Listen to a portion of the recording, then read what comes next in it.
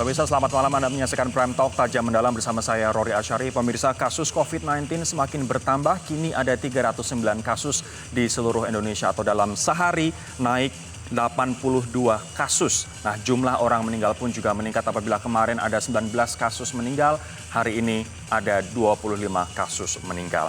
Di saat situasi semakin mengkhawatirkan, masih saja ada sejumlah pemimpin daerah yang cenderung abai ataupun meremehkan pandemi COVID-19 ini. Padahal COVID-19 sudah ada di 16 provinsi di Indonesia, diantaranya di DKI Jakarta, Banten, Jabar, Jateng, Jatim, DIY, Kaltim, Kepri, Sulawesi Tenggara, Kalbar, Riau, Sulsel, Sumut, Bali, Lampung, dan Sulawesi Utara. Kita akan melihat terlebih dahulu update yang tadi disampaikan oleh Ahmad Yuryanto, juru bicara pemerintah untuk penanganan COVID-19 terkait dengan situasi COVID-19 saat ini. Kita akan melihat bersama bahwa total ada 309 kasus pemirsa atau meningkat 82 kasus dibandingkan kemarin.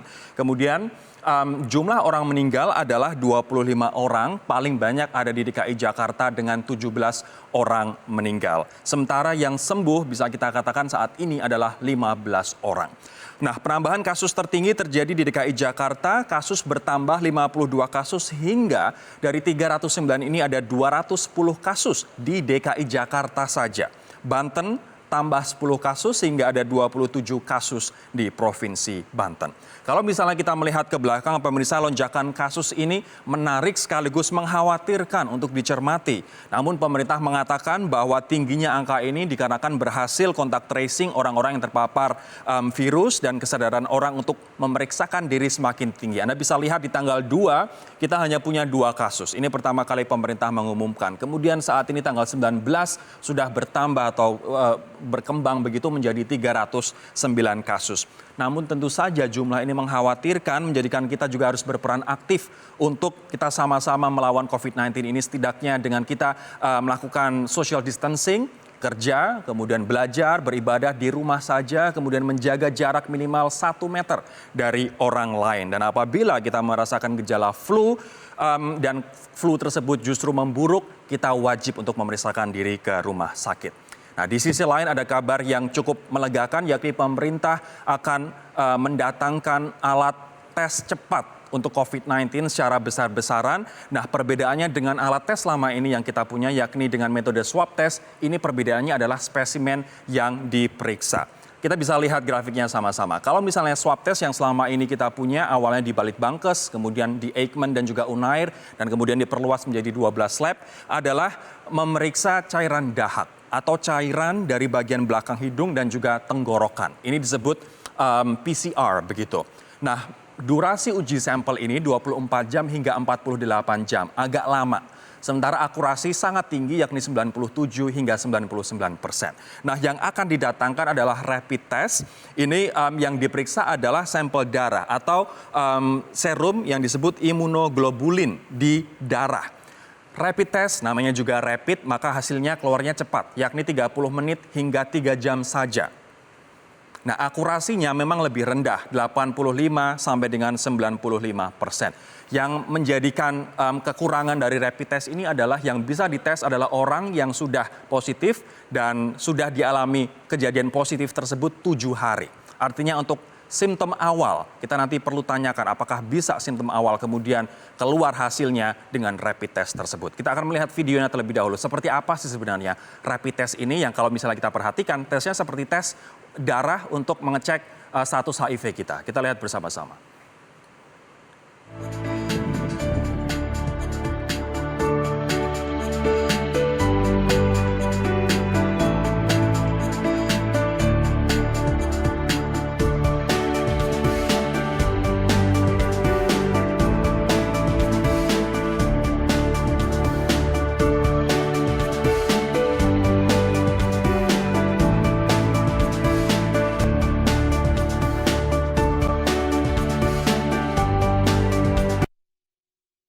Kita akan tanyakan ke Satuan Gugus Tugas kapan rapid test ini akan bisa dipakai dan mulai didatangkan ke Indonesia.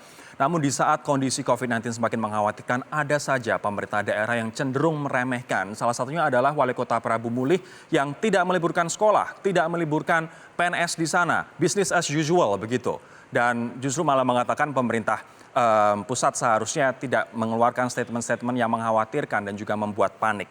Nah, kemudian yang kedua adalah digelarnya pentasbihan uskup yang dihadiri ribuan orang di Ruteng, Nusa Tenggara Timur. Ada juga ribuan orang yang menghadiri Istimewa Asia di Goa, Sulawesi Selatan, namun acara ini kemudian diputuskan untuk ditunda. Nah, rencananya acara di Goa ini pemirsa akan dihadiri sekitar 8.000 orang dari 48 negara dan rencananya awalnya akan digelar hari ini sampai dengan 22 Maret nanti.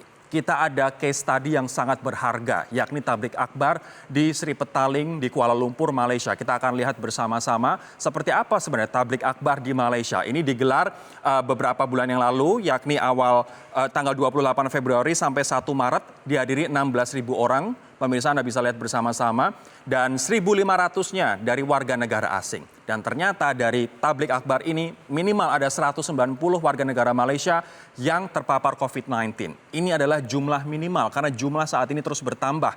Kemudian WNI peserta Tablik Akbar tersebut ada 700, ada yang datang dari Tiongkok, ada yang datang dari Australia, dari Aljazair dan lain sebagainya.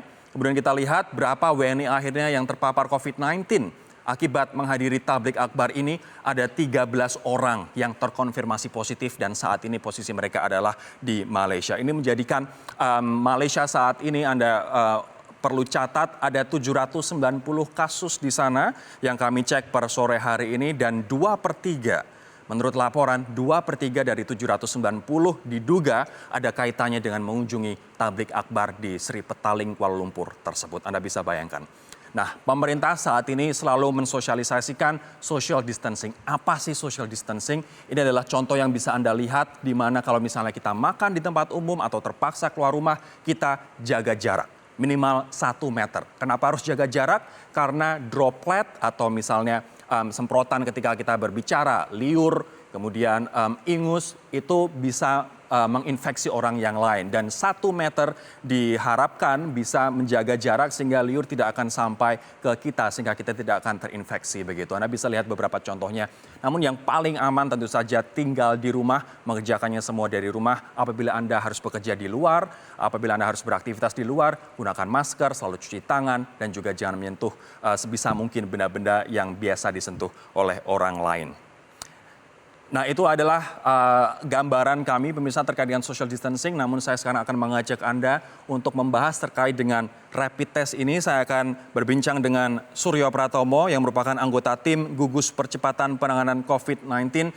Mas Tommy, selamat malam Mas. Selamat malam, Rory. Mas Tommy, ini adalah berita yang cukup mengembirakan karena akhirnya pemerintah akan tes massal untuk rapid test COVID-19 ini. Kapan rapid test kit akan mulai tiba di Indonesia, Mas Tommy? Jadi Rory, keputusan untuk mengizinkan rapid test dimasukkan ke Indonesia itu baru diputuskan pada tanggal 17 Maret yang lalu. Nah, sekarang tadi Presiden melakukan rapat terbatas dan menginstruksikan agar kemudian rapid test itu dipercepat kedatangannya sehingga bisa cepat dipergunakan. Nah, sekarang ini masih dalam proses untuk kedatangan ke Indonesia, tapi yang jelas ada 5 jenis rapid test yang akan masuk. Yang pertama adalah bantuan dari negara asing ke Indonesia. Itu dijanjikan dari Singapura dan dari China. Yang kedua adalah dari pengusaha asing bantuan kepada Indonesia, itu antara lain diberikan oleh Temasek dan Alibaba. Yang ketiga adalah bantuan dari swasta nasional kepada pada pemerintah seperti dilakukan oleh kelompok Yayasan Bunda Suci. Yang keempat adalah bantuan dari BUMN, dan nanti yang terakhir kalau memang masih dibutuhkan adalah APBN yang akan membeli kebutuhan untuk rapid test itu. Jadi sekarang masih dalam proses untuk kedatangan ke Indonesia. Baik, Mas Tommy, kalau misalnya kemarin RNI, Raja Wali Nusantara Indonesia, BUMN kita siap mendatangkan 500.000 alat rapid test, sementara jumlah masyarakat kita begitu banyak 267 juta, berapa rapid test kira-kira yang diperlukan Indonesia? Ya, kita sebanyak mungkin. Jadi Kementerian Kesehatan sudah mengatakan bahwa sebanyak mungkin yang bisa kita datangkan ke Indonesia, kita datangkan karena memang kebutuhannya cukup besar dan saya kira semua pihak sekarang berupaya untuk mencoba mendata berapa kemudian yang bisa kita dapatkan. Yang terpenting adalah nanti kemudian akan diprioritaskan kepada daerah-daerah. Tadi Rory mengatakan ada 16 daerah yang sudah terpapar oleh virus corona ini, itu yang akan diprioritaskan untuk mendapatkan alat tes yang cepat ini. Oke, Mas Tom, lantas siapa yang bisa tes? Apakah orang-orang sehat juga bisa tes?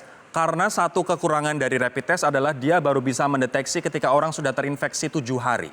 Siapa kemudian yang nantinya akan dites dengan alat rapid test ini? Jadi nanti teknisnya tetap ada di Kementerian Kesehatan.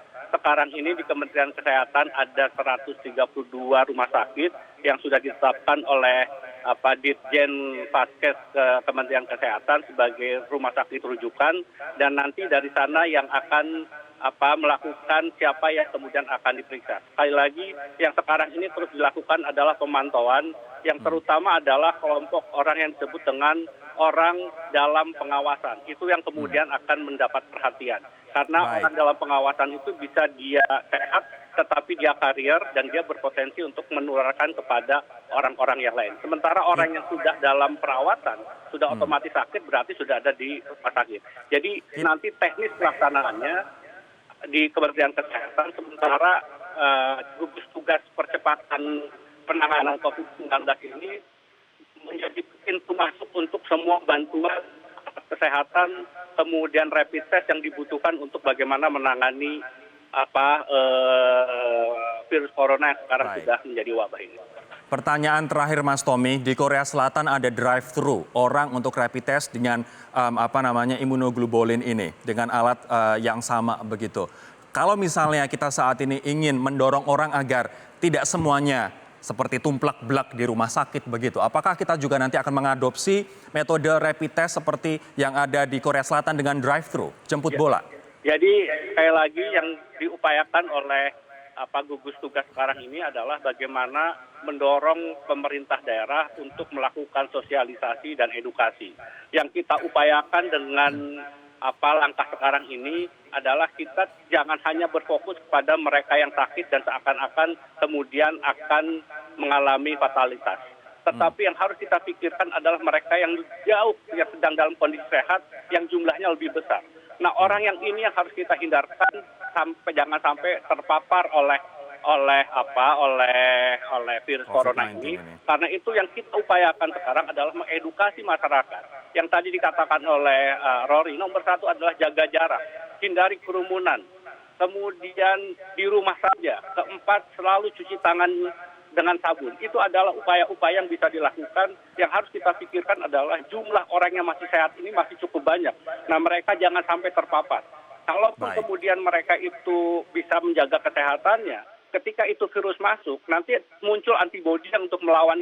Jadi cara berpikir juga yang kita upayakan adalah jangan semua seakan-akan kita akan terpapar dan kemudian kita akan sakit, tetapi yang kita upayakan adalah mereka yang membutuhkan penanganan segera kita akan prioritaskan, mereka yang dalam pemantauan kita akan menjadi perhatian, tetapi mereka yang sehat kita upayakan untuk tetap sehat. Itu yang saya kira menjadi arah kebijakan dari gugus tugas sekarang ini. Ini yang menarik, orang yang sehat harus tetap sehat, namun faktanya ada sejumlah pemerintah daerah yang justru malah abai dan juga meletakkan warganya pada resiko begitu. Terima kasih Surya Pratomo, anggota tim gugus percepatan penanganan COVID-19. Semoga rapid test kit ini yang berasal dari 5 sumber berbeda segera datang ke Indonesia dan juga segera bisa kita gunakan.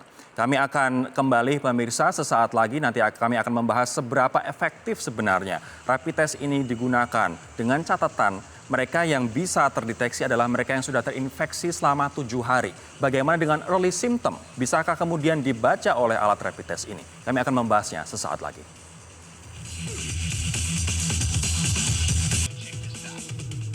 Saya sudah bersama Hermawan Saputra, Dewan Pakar Ikatan Ahli Kesehatan Masyarakat Indonesia DKI Jakarta. Mas Hermawan, sebenarnya efektivitas dari rapid test ini apabila kita tadi sudah presentasikan 85 sampai dengan 95%. Seberapa efektif sebenarnya untuk mengetes dengan prosentase setinggi ini? Baik, terima kasih. kita belajar dari pengalaman Korea Selatan di Daegu. Saat itu pemerintah Korea Selatan memang memilih cara ini untuk memaksimalkan upaya proaktif. Ini yang kita sebut dengan active case finding namanya. Active case finding ini dilakukan untuk menjaring sebesar-besarnya kemungkinan orang-orang yang sudah terpapar dan terkonfirmasi.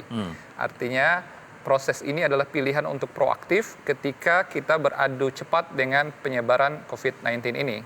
Nah, ini adalah pilihan yang cukup baik Artinya dilakukan. sudah tepat dengan mengadakan besar-besaran alat rapid test ini untuk Indonesia, Mas? Kalau kita melihat model pembuktian kita sejauh ini di laboratorium yang ada, ini agak lambat ya.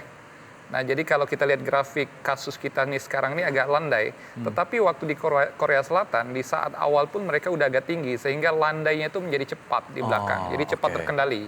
Walaupun rapid test ini memang baru bisa membuktikan indikasi orang setelah 7 hari terinfeksi atau terpapar, tetapi indikasi ini sudah cukup untuk kita jadikan orang-orang dalam pemantauan, atau bahkan pasien yang bisa kita naikkan levelnya ke dalam pengawasan. PDP. Sehingga tindakan berikutnya ini secara masif, cepat, dan mudah-mudahan walaupun tingkat ketepatannya tidak seperti PCR, tapi ini sudah lebih baik daripada kita Kalau tidak misalnya kita bandingkan dengan negara lain, di Korea Selatan 51 juta orang yang sudah dites 286.000 orang. Kemudian di Jepang 126 juta orang yang sudah dites 16.000 orang. Ini Korea Selatan memang luar biasa. dengan dalam kemampuan hal ini. 140.000 per hari testingnya. Betul. Sementara Indonesia 272 juta, saat ini kita baru seribuan orang yang dites. Kita butuh berapa banyak alat rapid test ini untuk kita melawan COVID-19 di Indonesia? Nah, itu tergantung dari perkembangan kasus kita. Kasus ini tidak hanya terlihat dari yang terkonfirmasi positif, tetapi justru eksponen itu pada mereka yang orang dalam pemantauan. Setiap ada penambahan kasus terkonfirmasi satu, prediksi kita itu bereksponen untuk orang dalam pemantauan. Karena klaster situasi kita, statistikal kita, nah ini menumbuhkan semacam iceberg gunung es. Setiap kali satu kasus terkonfirmasi, di bawahnya pasien dalam pengawasan melebar, orang dalam pemantauan lebih lebar lagi. Dan orang dalam pemantauan ini juga punya potensi untuk bertransmisi dengan yang lain. Oke. Memang kekurangannya adalah baru bisa mendeteksi orang yang sudah terinfeksi selama 7 hari. Ini nggak tahu nih, ada lalat yang nempel-nempel. Mas, kalau misalnya itu 7 hari, bagaimana dengan orang yang baru terinfeksi 5 hari, tapi sudah ada mild symptom di sana? Bisakah dibaca oleh alat ini? Sebenarnya ini relatif ya, tergantung juga dari setiap orang. Ini memang kejadian rata-ratanya pada 7 hari. Bisa juga lebih dari itu, bisa juga pada hari ke-5 atau ke-6. Ini pengalaman yang ada. Tetapi memang secara umum diberikan standar pada hari ke-7. Sehingga ada potensi miss-nya juga. Tetapi dengan cara ini, coverage kita semakin banyak desentralisasi pemeriksaan ini, semakin cepat, semakin besar kemungkinan kita mengestimasi tindakan berikutnya dari statistik hasil dari ini. Kita tunggu semoga alat ini segera cepat datang sehingga kita bisa menekan laju pertumbuhan. Korea Selatan sekarang sudah efektif, sekarang dia tidak nomor 2 dalam jumlah kasus, tapi di bawah Iran, Italia, dan mereka semakin efektif dalam contain ini. Kami akan kembali pemirsa dengan segmen selanjutnya. Nanti kita akan berbincang dengan Wali Kota Prabu Mulih di Sumatera Selatan dan juga Bupati Goa di Sulawesi Selatan terkait dengan aktivitas di Prabu Mulih yang masih sekolah, PNS masih kerja, sementara Goa terkait dengan update tablik akbar yang ditunda. Seperti apa kemudian peserta yang datang dari luar negeri saat ini di Goa. Kami akan kembali sesaat lagi.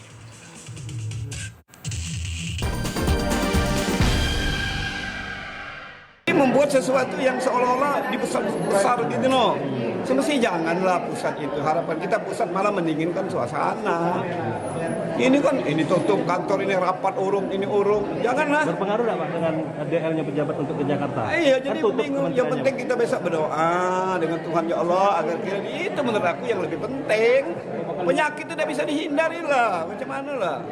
Itu adalah pernyataan dari Pak Ridho Yahya, Wali Kota Prabu Mulih, Sumatera Selatan, yang hingga saat ini tidak meliburkan siswa, meminta siswa untuk belajar di rumah, ataupun meminta PNS dan juga pegawai untuk work from home atau bekerja dari rumah.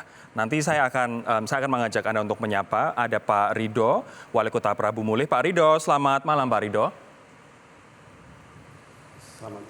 Assalamualaikum Pak. Kemudian ada juga Pak Ahnan Ihsan Limpo. Mungkin saya akan manggil Bang Adnan saja. Ada Bupati Goa, Sulawesi Selatan. Bang Adnan, selamat malam.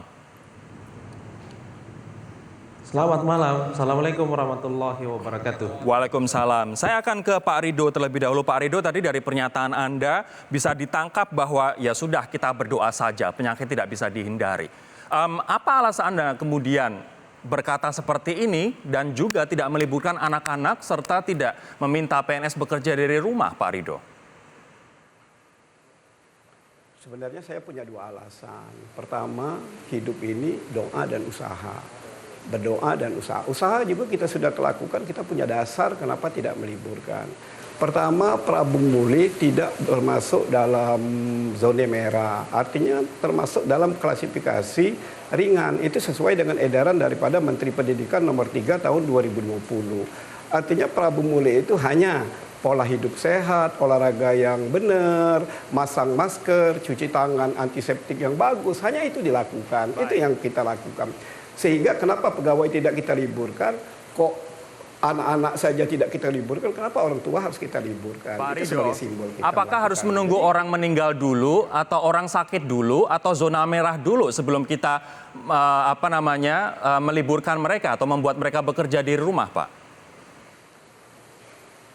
Bukan seperti itu. Apalagi sekarang musim anak-anak mau ujian, sedangkan Kementerian Kesehatan, Kementerian Pendidikan belum menghimbau demikian. Dan Pak Presiden pun baru menghimbau, kan belum instruksi.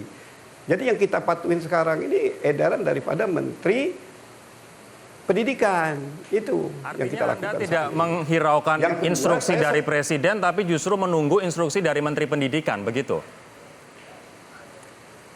Yang saya tahu Presiden sekarang baru himbauan, belum instruksi. Instruksinya belum sampai ke kita kan. Ya itu yang kita lakukan saat ini.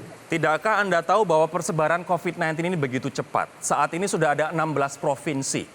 Dan bukan tidak mungkin, ini na'udzubillahi min dalik Pak Ridho, bahwa provinsi yang lain bisa saja, kemungkinan itu ada begitu untuk terkena COVID-19 ini. Tidakkah ini menjadi pertimbangan untuk menjaga anak-anak dan juga PNS di Prabu Muli? Jadi begini, saya selalu memantau bahwa di Prabu Muli ini yang kita pantau 6 orang, yang kita awasi 1 orang. Dan ternyata negatif corona semua itu. Yang saya takutkan kalau wali kotanya saja galau, gimana nasib warga saya lebih galau lagi. Bahkan kemarin saya bagikan masker-masker gratis. Artinya tenang saja warga saya. Ini kita berusaha saja, tenang saja. Saya takut kalau saya ikut warga nanti borong-borong makanan seperti yang terjadi di mana-mana, masker habis di mana-mana, itu yang akan terjadi. Makanya kemarin saya bagikan masker gratis. Artinya saya membuat warga saya sedingin mungkin.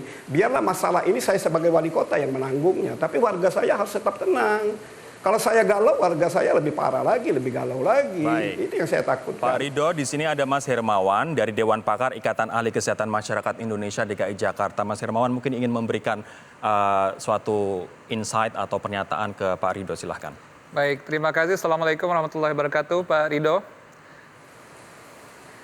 Waalaikumsalam. Ya, kami melihat dari perspektif kesehatan, sebagai seorang pemimpin memang harus bijaksana sekali dalam menyikapi perkembangan COVID-19 ini. Ada 2 yang menarik dari saya tadi itu, ada 2 istilah dari Pak Bupati, Pak Wali Kota maaf, yaitu antara doa dan usaha. Nah, doa tentu sudah harus kita lakukan tiap waktu.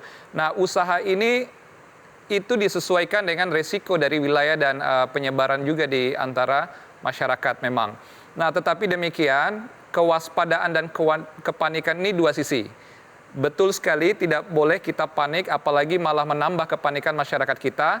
Tetapi kewaspadaan kita sebagai pimpinan memang tentu saja salah satunya adalah dengan meningkatkan bagaimana lalu lintas antara daerah dalam hal ini, kemudian juga pemeriksaan di pintu-pintu masuk, di pelabuhan atau mungkin di stasiun terminal. Ini juga bagian dari usaha yang Pak Bupati lakukan. Mudah-mudahan dengan niat baik dan niat tulus dari Pak Bupati tidak menimbulkan kepanikan masyarakat, memang diikuti dengan upaya-upaya yang terstruktur dan sistematis, terutama menjangkau area-area publik di mana resiko penularan dan transmisi itu terjadi. Karena sekarang ini Pak Bupati, mohon maaf, memang ada, maaf Pak Wali Kota, ada indikasi bahwa COVID-19 ini dia tanpa gejala memang, asimptomatik. Walaupun orang dalam keadaan yang fit, terlihat sehat, boleh jadi dia karier, terutama kalau dia dari daerah lain yang memang ada kasus atau bahkan dari luar negeri. Nah, kewaspadaan dalam bentuk usaha ini memang harus diintensifkan, ditingkatkan oleh pemerintah, walaupun tidak memang menimbulkan kepanikan untuk masyarakatnya. Pak Wali Kota, silahkan tanggapi, Pak. Ya, kita sudah paling waspada. Bayangkan kita 24 jam memantau mereka. Bagaimana tentang khususnya yang tentang corona ini. Saya menugaskan juga tim saya 119 kemana. Jadi ini sudah kita lakukan. Bahkan kepala sekolah pun sudah saya kumpulkan. Di mana-mana. Ini yang harus kita cegah loh untuk anak didik kita. Begini loh caranya. Ini sudah kita lakukan. Jadi kita sudah berusaha, usaha dan doa itu. Yang perlu saya sampaikan juga, kita juga baru tahap yang paling rendah. Coba lihat saja edaran dari Menteri Pendidikan. Kami yang paling rendah, bukan hanya sedang. Artinya, ya saya harus tenang gitu. Boleh. Yang saya harapkan kalau ini terjadi, mohon juga dari pusat Pak Ridho, kemudian yang menjadi pertanyaan adalah, sampai kapan anak-anak tidak di sekolah di rumah dan PNS tidak diliburkan? Nunggu apa dulu? Nunggu sampai korbannya berapa banyak? Ya kami belum ada korban, itu yang jadi masalah. Karena seperti saya ini menghadapi orang meninggal, saya tahu tiap hari rata-rata 3, Pak. Karena di Prabu Muli saya tahu orang meninggal melaporkan ke saya. Jadi belum tahu juga apa sakitnya karena corona, dia meninggal harus jelas dulu. Ini yang jadi permasalahan mendasar kita, itu. Bukan menunggu dia meninggal. Kalau meninggal Prabu Muli pasti ada tiap hari, Pak. Saya hafal. Ini kasus meninggal yang berbeda, Pak. Ini pandemi global, bukan meninggal yang kita temui sehari-hari. Tapi oke, kita harus jeda terlebih dahulu. Nanti saya akan berikan Mas Hermawan kesempatan juga untuk bertanya. Sambil nanti saya akan bertanya kepada Bang Adnan terkait dengan seperti apa kemudian kelanjutan dari Ijtima Ulama di sana, yang di sana akhirnya ditunda begitu. Seperti apa kemudian treatment untuk para tamu yang telah hadir. Kami akan kembali sesaat lagi. Saya akan ke Pak Bupati Goa terlebih dahulu. Ada Bang Adnan di sana. Bang Adnan, tablik akbar akhirnya ditunda begitu. Seperti apa kemudian peserta yang sudah datang dari luar negeri saat ini di Goa? Saat ini semua peserta sementara secara bertahap kita lakukan pemulangan untuk melakukan pemindahan. Dari lokasi acara kita pindahkan ke tempat karantina yang sudah ditentukan. Tempat karantina ini tentu berdasarkan kesepakatan bersama dengan Bapak Gubernur dan Forkopimda Provinsi. Ada 2 tempat yang akan kita jadikan tempat karantina. Untuk warga negara asing itu dikarantina di Hotel Grand Sayang, milik dari pemerintah Provinsi Sulawesi Selatan. Dan untuk warga negara Indonesianya itu dikarantina di asrama haji. Dan alhamdulillah untuk warga negara asing semuanya telah dilakukan pemindahan dan selesai tadi sebelum maghrib. Nah, sekarang secara bertahap warga negara Indonesia yang kita pindahkan ke asrama haji. Tetapi bagi warga negara Indonesia yang berasal dari Sulawesi Selatan, itu kita langsung berkoordinasi, Bapak Gubernur langsung berkoordinasi dengan para bupati dan wali kota untuk menjemput masing-masing warganya, sehingga langsung dipulangkan ke kabupaten kota asalnya, lalu kemudian dilakukan pemantauan oleh teman-teman para bupati wali kota yang ada di Sulawesi Selatan. Bang Adnan, untuk yang dari luar negeri, ini yang menjadi concern besar kita, ada berapa orang dan dikarantina sampai kapan? Kurang lebih ada sekitar ratusan orang yang hadir. Lalu kemudian memang sudah dilakukan pemeriksaan oleh tim medis kami kemarin. Lalu kemarin juga kita lakukan penyemprotan disinfektan di lokasi tersebut. Dan per hari ini juga kita menggandeng ID untuk bisa melakukan pemeriksaan kepada mereka. Sehingga hotel yang menjadi tempat karantina dari warga negara asing itu sudah dilakukan juga penyemprotan disinfektan. Dan sudah ada tim medis yang akan mendampingi mereka. Kita akan melakukan pemeriksaan kepada mereka per ini malam sampai dengan besok, sampai betul-betul terkategori mereka aman dari terinfeksi COVID-19. Oke. Kalau misalnya dia aman, maka kita hanya menunggu jadwal tiket kepulangannya mereka masing-masing. Baik, terima kasih. Kalau misalnya sudah sampai pada waktu kepulangannya, maka kita antar ke bandara untuk mereka pulang Baik. ke negaranya Saya akan masing-masing. ke Mas Hermawan. Sekarang Mas Hermawan, kita punya pengalaman ketika Pak Menkes, Pak Terawan dikritik oleh banyak orang dikarenakan seolah-olah menganggap enteng kasus COVID-19 ini. Mengatakan bahwa ini seperti flu biasa, sembuh sendiri.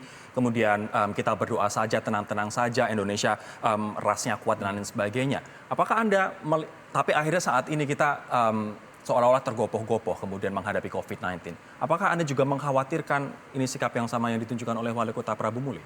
Ya, sebenarnya ini ada hikmah juga ketika Prabu Muli belum ada kasus terkonfirmasi ya. Mudah-mudahan tidak ada. Tetapi kan yang disampaikan oleh Pak Wali Kota sebenarnya sudah ada orang dalam pemantauan. Artinya fase ini yang terbaik adalah pemimpin daerah melakukan fase persiapan. Apa aja bentuk persiapan yang paling bagus sejak ini buat Pak Wali Kota, yaitu mengaktifkan semua puskesmas Pak Wali Kota. Di puskesmas itu ada tenaga-tenaga promotor dan penyuluh kesehatan, ada tenaga analis kesehatan lingkungan, bahkan ada epidemiolog di sana yang harus sejak saat ini turun ke komunitas-komunitas, kantong-kantong masyarakat memberikan edukasi perilaku hidup bersih dan sehat, bagaimana pentingnya kebersihan, cuci tangan, bagaimana pentingnya untuk waspada terhadap penularan melalui physical distancing dan seterusnya. Ini bagian dari yang sifatnya pendekatan komunitas dan itu ada semua tenaga itu di puskesmas.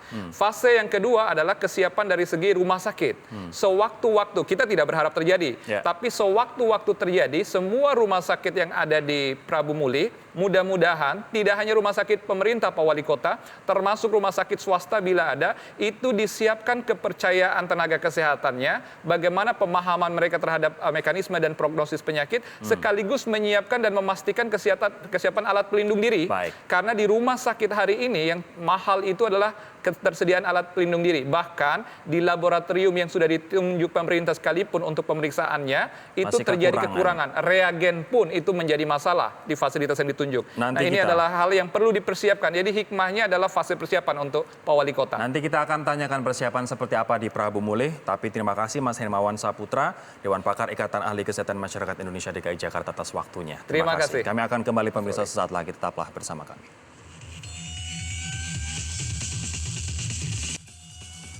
Saya akan ke Wali Kota Ridho, Wali Kota Prabu Muli yang memilih tidak meliburkan siswa-siswa di sana dan juga PNS tetap masuk seperti biasa. Pak Ridho, di Provinsi Sumatera Utara, ini tidak jauh dari Sumatera Selatan, sudah ada 2 kasus, 1 orang meninggal dunia. Kita tidak ingin tentu saja di Prabu Muli juga terjadi kasus yang sama. Seperti apa kesiapan Vaskes dan juga tenaga kesehatan di sana? Siap. Jadi saya sudah menginstruksikan edaran kepada seluruh puskesmas saya seperti apa yang disampaikan ID tadi, itu sudah saya laksanakan. Yang jadi permasalahan pemerintah pusat sekarang akibat ini terjadi sehingga kita kesulitan APD juga untuk para petugas kita.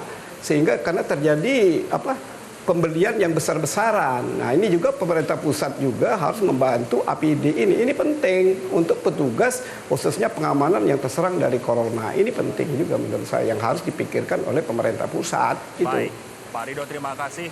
Pak Adnan, terakhir untuk Anda seperti apa kesiapan Goa untuk fasilitas kesehatan dan juga tenaga medis di sana? Ya. Yang jelas pemerintah Kabupaten Goa bersama dengan seluruh perawat dan dokter yang ada di Kabupaten Goa tetap berusaha untuk bisa menangani semua masyarakat yang ada di wilayah Kabupaten Goa. Tetapi yang ingin saya sampaikan bahwa untuk bisa menangani masyarakat kita, jumlah perawat itu tidak sebanding dengan jumlah masyarakat yang ingin diberikan pelayanan. Oleh karena itu, untuk mencegah yang namanya virus corona, ini menjadi tanggung jawab kita bersama. Bukan hanya pemerintah, bukan hanya perawat, tetapi ini tanggung jawab kita bersama untuk bisa memutus mata rantai penyebaran virus corona ini. Karena sudah terbukti bahwa virus corona ini memiliki daya sebar yang cukup kuat, sehingga ini harus menjadi perhatian serius bagi kita. Baik. Presiden telah menghimbau kepada kita semua untuk kita bisa mencegah secara bersama-sama. Baik. Mari kita bantu pemerintah, mari kita bantu perawat, mari kita bantu dokter-dokter kita untuk mencegah virus corona menyebar di seluruh Indonesia, termasuk di wilayah Kabupaten Goa. Terima kasih Pak Bupati, terima kasih Pak Wali Kota, dan apa yang bisa kita bantu adalah setidaknya kalau misalnya memungkinkan stay at home, tinggal di rumah, dan juga apabila harus bekerja atau keluar dari rumah gunakan masker, sering-sering cuci tangan, dan juga jaga jarak minimal 1 meter dari orang-orang lain. Terima kasih pemirsa atas kebersamaan Anda bersama kami di Prime Talk malam hari ini. Saya Rory Asyari mewakili teman-teman yang bertugas undur diri. Sampai jumpa.